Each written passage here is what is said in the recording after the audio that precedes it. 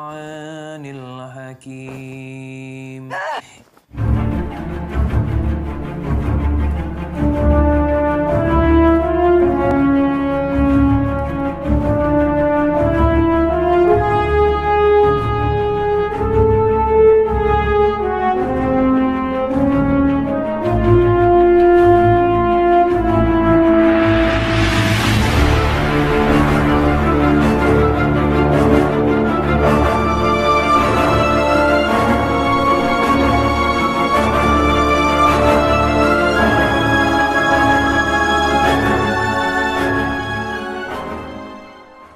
Halo, apa jadinya jika rumah kalian didatangi oleh 4 perampok? Apakah kalian akan melawannya atau kalian akan pasrah dengan keadaan yang menimpa kalian pada saat rumah kalian didatangi perampok? Itulah kisah film yang akan gue bahas di channelnya Handsop Movie pada kali ini.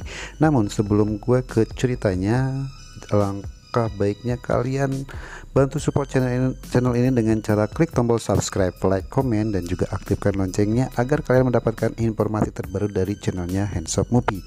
Oke, kalau gitu gue akan langsung aja ke cerita film Bernapas Dalam Kubur yang diperankan oleh Luna Maya.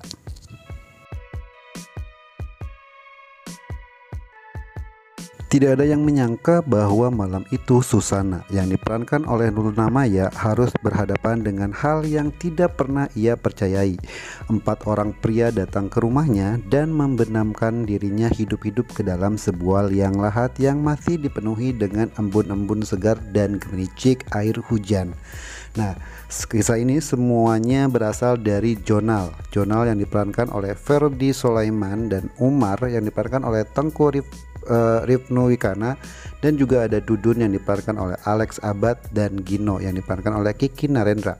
4 orang yang sebenarnya mempunyai keinginan minta naik gaji. Mereka mencari Satria yang diperankan oleh Herjunot Ali sebagai bos perusahaan. Lalu apa hubungannya dengan Susana?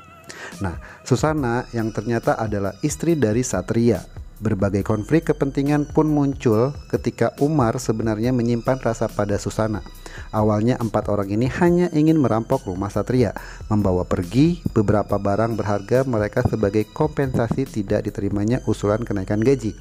Namun pada malam itu Susana yang tiba-tiba tidak enak badan dan pulang ke rumah memergoki kedatangan 4 orang perampok tersebut. Berusaha menyingkirkan Susana, aksi perampokan berjalan tidak mulus sampai pada akhirnya Dudun secara tidak sengaja menusuk Susana memakai bambu. Misteri ini yang akhirnya menjadi bagian dari Susana Bernapas Dalam Kubur. Kenapa Susana yang dikubur hidup-hidup bisa hidup kembali? Benarkah mitos bahwa seorang wanita yang mengandung memiliki 2 kehidupan? Memang sebagian cerita atau dongeng tentang perempuan yang meninggal dalam keadaan mengandung di berbagai daerah itu masih dipercayai bahwa rohnya akan gentayangan atau karena semasa hidupnya mereka belum selesai gitu. Jadi film ini menceritakan seperti itu. Nah, film Susana Bernapas Dalam Kubur menggunakan sentuhan masa lalu. Anggi Umbara, sang sutradara yang pada awalnya dipercaya membidani film ini, menempatkan berbagai elemen komedi di tengah ketegangan film. Penyajian film ini sebenarnya cukup baik dan mampu menghadirkan ketegangan yang cukup mencekam. Namun, sentuhan komedi sangat terasa di film ini. Beruntung beberapa pemeran seperti Asri Welas yang berperan sebagai Mia, Opi Kumis yang berperan sebagai Joli, dan Ence Bagus yang berperan sebagai Thohir mampu menjadi penawar melalui cetukan-cetukan yang disajikan di dalam film tersebut. Selain film, konflik yang juga dibangun pun terasa pas, tidak kurang dan tidak lebih. Film ini tak berasa horor yang menakutkan karena trio pembantu Susana yang membuat rasa film ini berubah, apalagi saat mereka mulai mengetahui bahwa Susana ini seorang hantu. Rojali yang penasaran akhirnya melakukan pengecekan dan mengajak para pembantu lainnya untuk melihat. Akhirnya mereka pun tahu bahwa Susana merupakan hantu. Meskipun begitu, masih ada beberapa kekurangan seperti pembagian cerita yang dibuat terburu-buru dan tentu saja konflik-konflik yang terlihat seperti kebetulan belaka. Meskipun begitu, film Susana Bernapas Dalam Kubur tidak kehilangan inti ceritanya, membongkar tabir sosok wanita yang menjadi sundel bolong. Awal mula kenapa munculnya sundel bolong ini terjadi juga dikisahkan di dalam film dengan cukup baik, terinspirasi dari dua film Susana. Unsur kengerian selayaknya film horor hadir dan komposisi yang pas, penasaran dengan gabungan konflik, komedi, dan pengerian yang disajikan di sepanjang film tersebut. Meskipun disisipi oleh adegan-adegan komedi, namun film Bernapas dalam Kubur ini mampu menampilkan histeri kengerian Susana di masa lalu. Misalnya ketika Susana yang diperankan oleh Luna Maya mencoba untuk menghantui para perampok. Sebenarnya terlihat mengerikan, tidak ada yang bisa menggantikan ekspresi muka datar dan pucat dari Susana aslinya. Namun Luna Maya sudah berusaha tampil maksimal menebar kengerian dengan gayanya sendiri.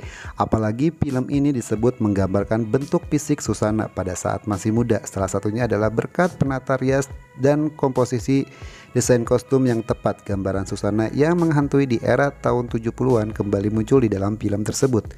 Selain itu, yang membuat film ini menakutkan adalah latar cerita yang dikembalikan pada masa lalu. Semua set dibuat terlihat vintage. Adegan-adegan klasik yang muncul di film Susana sebelumnya juga dimunculkan kembali meski porsinya tidak terlalu besar. Beberapa adegan paling memorable diantaranya adalah saat makan sate atau permainan piano yang sebenarnya berpotensi membuat bulu kuduk jadi bergidik.